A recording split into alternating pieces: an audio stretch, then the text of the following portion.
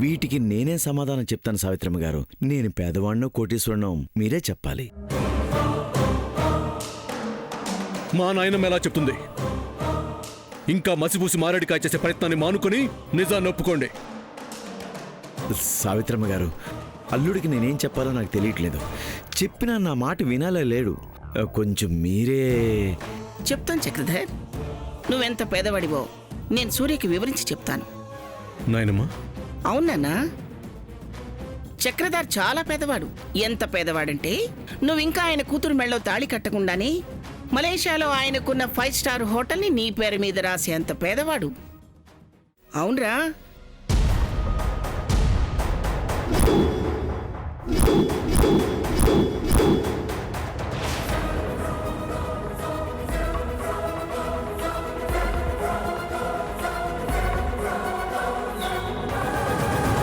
ఏమిటి, నమ్మకం కలగట్లేదా?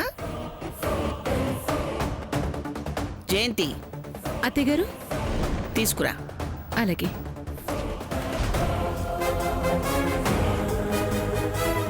నాయనమ్మా, ఇందులో ఏదో మోసం. మాట్లాడతావు లేరా? ఆగు, కాసేపు ఆగు. మీ అమ్మని రాని.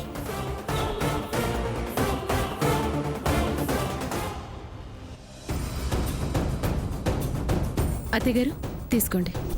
నాకెందుకు ఇస్తున్నావు జయంతి? కళ్ళతో చూడాల్సింది, చదివి చెవులతో వినాల్సింది వాడు. మనమంటే కళ్ళున్న ధృతరాష్ట్రులం, చెవులున్నా వినలేని వాళ్ళం.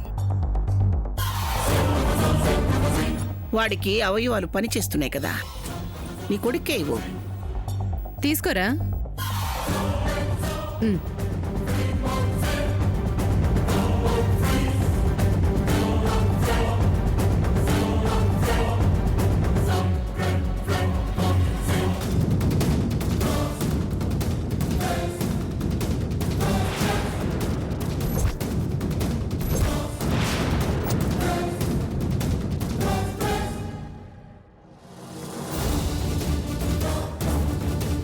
ఏమిరా, బాగా కనిపించిందా? లోపలే చదువుకున్నట్టున్నావు. అర్థమైందిగా ఆయన ఎంత పేదవారో. నాయనమ్మా, ఇంకా నమ్మవా? నమ్మను నాయనమ్మా. ఎందుకు నమ్ముతావురా? ఈ పెళ్లి చేసుకోవడం నీకు మనస్ఫూర్తిగా ఇష్టం లేదుగా. దానికి కారణం ఇదే అత్తయ్యగారు. పక్కనే ఉంటూ వాణ్ణి పొడుస్తున్నట్టుంది.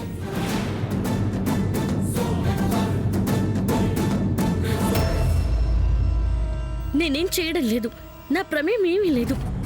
నేను అమ్మమ్మకిచ్చిన మాటకి కట్టుబడి ఉన్నాను.